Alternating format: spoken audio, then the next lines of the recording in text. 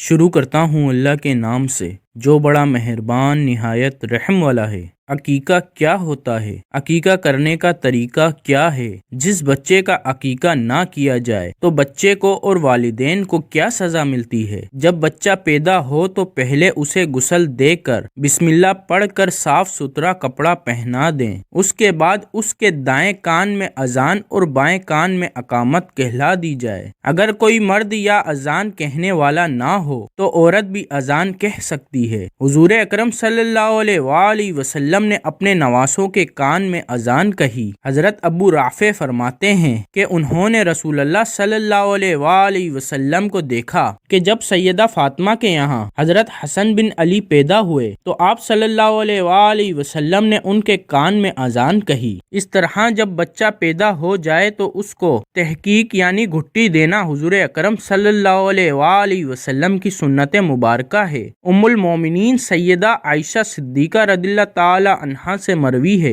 کہ رسول اللہ صلی اللہ علیہ وآلہ وسلم کے پاس نومولود بچے لائے جاتے تو آپ صلی اللہ علیہ وآلہ وسلم ان کے لیے برکت کی دعا فرماتے اور انہیں گھڑی دیتے۔ تحقیق یعنی گھٹی یہ ہے کہ کھجور وغیرہ کو اچھی طرح چبا کر بچے کے تالو کے ساتھ مل دیا جائے، یعنی تخلیق گھٹی دینا سے مراد چبائی ہوئی کھجور کو بچے کے منہ میں ڈالنا یا بچے کو شہد چٹانا ہوتا ہے۔ پھر 7ویں دن اپنے بچے کا عقیقہ کیا جائے، اس کی برکت سے بچہ بلاؤں سے محفوظ رہتا ہے، بڑے ہو کر ماں باپ کی نافرمانی نہیں کرتا۔ لڑکے کی طرف سے 2 بکریاں یا 2 بکرے اور اگر گنجائش نہ ہو تو 1 بکرا بھی کفایت کر دیا جائے، یا بڑے جانور میں 2 یا 1 حصہ لے لیں۔ لڑکی پیدا ہو تو 1 بکری یا 1 بکرا یا بڑے جانور میں 1 حصے کی کے والدین بچے کا سر منڈوا کر اس پر زعفران مل دیں اور ختنہ کرا دیں۔ حضرت ام کوثر رضی اللہ تعالی عنہا فرماتی ہیں کہ انہوں نے رسول اللہ صلی اللہ علیہ وآلہ وسلم سے عقیقے کے بارے میں پوچھا۔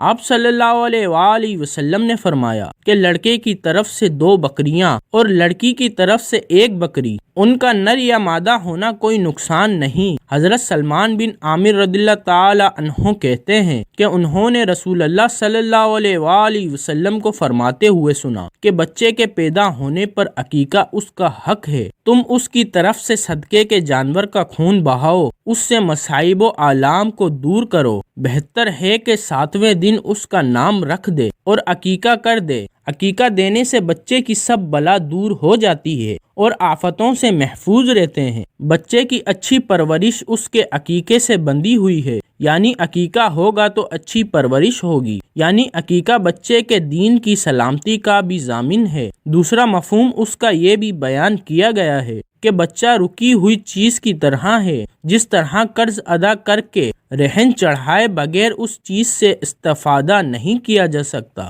اسی طرح بچہ گویا رہن میں رکھا ہوا ہے۔ عقیقے سے معنم کے احسان کا قرض اس سے ادا ہو جائے گا۔ اور ایک مفہوم یہ بھی بیان کیا گیا ہے جس بچے کا عقیقہ نہیں ہوا اور وہ کچھ دیر بعد مر جائے تو والدین کے حق میں سفارش نہیں کرے گا، جیسے قرض ادا نہ کرنے کی صورت میں روک دیا گیا ہے، واپس نہیں کیا جاتا، اسی طرح عقیقہ نہ کرنے کی صورت میں بچے کو والدین کی سفارش سے روک دیا جائے گا۔ علامہ ابن قیم رحمۃ اللہ علیہ نے اس کے معنی یہ بھی بیان کیا کہ عقیقہ شیطان سے حفاظت کا سبب ہے، اس کے بندھن کو توڑ دیتا ہے اور اس کے اثرات کو کم کرتا ہے، اس لیے کہ حدیث سے معلوم ہوتا ہے کہ شیطان بچے کی پیدائش کے وقت ان پر اپنا اثر ڈالنے کی کوشش کرتا ہے اور اکثر لوگوں پر اثر ڈالنے میں کامیاب بھی ہو جاتا ہے، جیسا کہ قرآن کی آیتیں ان پر شہید ہیں۔ اللہ نے اس کے اثر سے بچے کو محفوظ رکھنے کے لیے والدین کو یہ تدبیریں بتائیں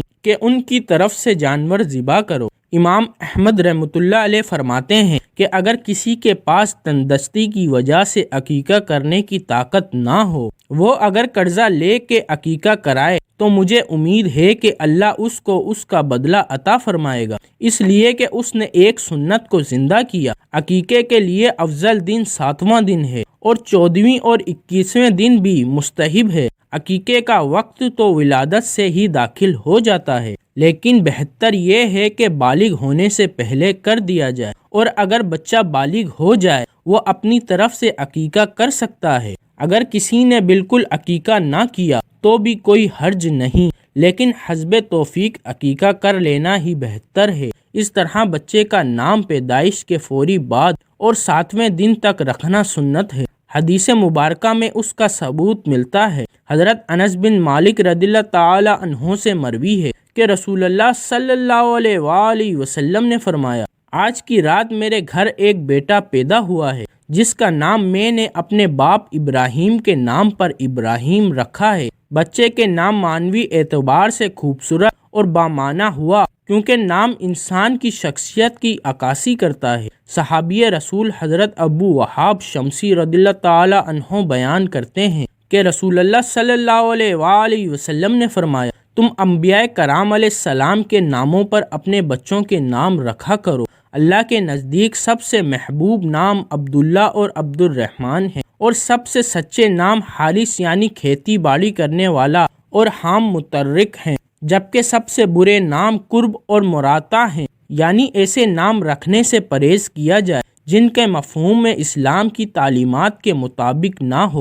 حضرت ابو درداء رضی اللہ تعالی عنہ سے مروی ہے کہ رسول اللہ صلی اللہ علیہ وآلہ وسلم نے فرمایا، تم قیامت کے دن اپنے ناموں سے اور اپنے باپ کے ناموں سے پکارے جاؤ گے، لہٰذا اپنے اور اپنے بچوں کے نام خوبصورت رکھا کرو۔ حضرت ابو امامہ دہلی رضی اللہ تعالی عنہ سے مرفوعہ روایت ہے کہ حضور نبی اکرم صلی اللہ علیہ وآلہ وسلم نے فرمایا، جس شخص کے یہاں بچہ پیدا ہو اور وہ میرے نام محمد سے برکت حاصل کرنے کی نیت سے اس کا نام محمد رکھے تو وہ اور اس کا بیٹا دونوں جنت میں داخل ہوں گے۔ حضرت عبداللہ بن مسعود رضی اللہ تعالی عنہ سے روایت ہے کہ رسول اللہ صلی اللہ علیہ وآلہ وسلم نے فرمایا، جس شخص نے میری محبت میں اپنے بیٹے کا نام میرے نام پر محمد رکھا، وہ اور اس کا بیٹا دونوں میرے ساتھ جنت میں جائیں گے۔ دعا ہے کہ اللہ رب العزت ہمیں ان احادیث پر عمل کرنے کی توفیق عطا فرمائے، آمین یا رب العالمین۔